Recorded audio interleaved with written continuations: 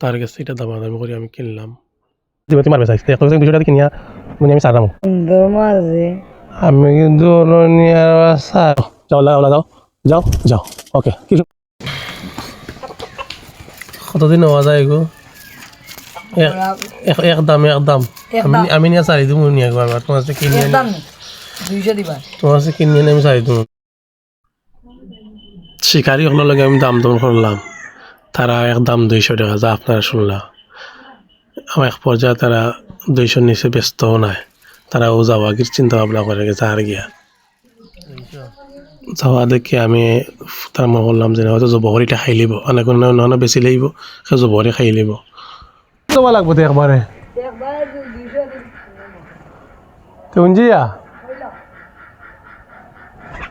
তো 150 দাম হয়েছে নি? 200 টাকা দিবে নি? 10 টাকা লাগবে না বলুন যাইস তাতে উঞ্জিয়া 150 দাম হয়ে গেছে। 150 দাম হওয়ার কারণে আমি মনে করলাম যে 150 দাম হয়েছে কেউ গেছে বেশি লেব যাব বলে খাই লিব। তা আমি তার কথা রাজি হয়ে গেলাম গে 200 টাকায়। আমরা ঠিক আছে 200 টাকা আমি দিলাম।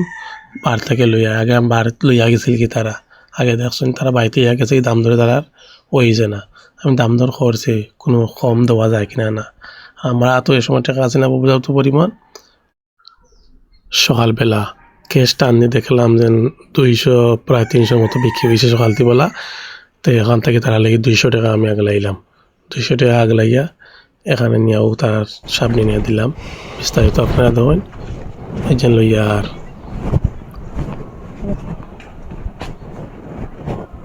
এটা জঙ্গলি সবাই জঙ্গলি কোনদিন 10 কোনদিন কালকে বাবা কিন্তু আমি নিয়ে সারি দিমু। তুই আর জীবনে ফাঁকি মারবে নি আর কিন্তু তোকে কিন্তু পুলিশে ধরিয়ে নিব, তাই আমি বহুত জিনিস সতর্ক করছি ধর।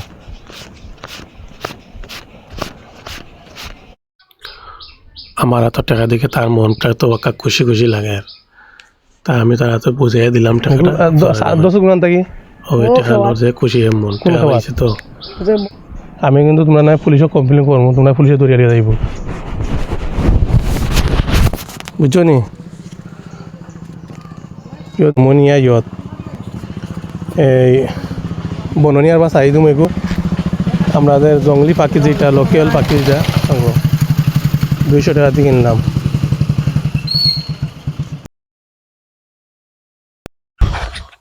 আমরা স্থানীয় একজন বাইরে ফাইলাম সামনে ফাইয়া পাখিটারে লইয়া দাঁড়াঙ্গিয়া আর ব্যাগ লোবা ব্যাগের মাঝে আমার কাগজপত্র আছে।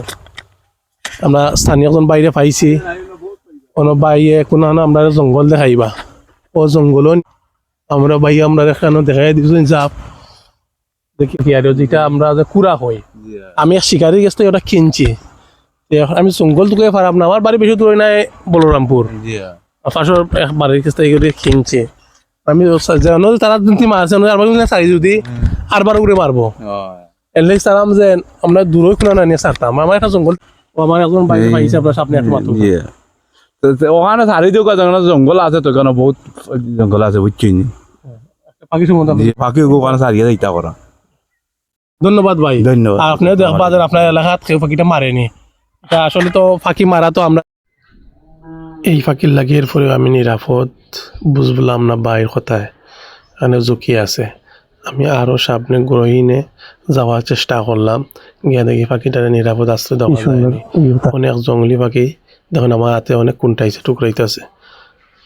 জঙ্গলে যাওয়ার চেষ্টা করলাম দেখি আর আমরা ভিতরে যারাম ভিতরে গিয়ে অবস্থা কিতা পাখির কোনো একটা উভয় অরণ্য দিতাম পারে কিনা না নিরাপদে রাখতাম পারে কিনা না চেষ্টা করাম আপনারা দেখানোর চেষ্টা করাম। আপনারা আমাদের সাথে থাকুন দেখুন আমরা নিয়ে পাখিটারে নিয়ে সারলাম নিরাপদ স্থানে, আপনার সাথে থাকুক।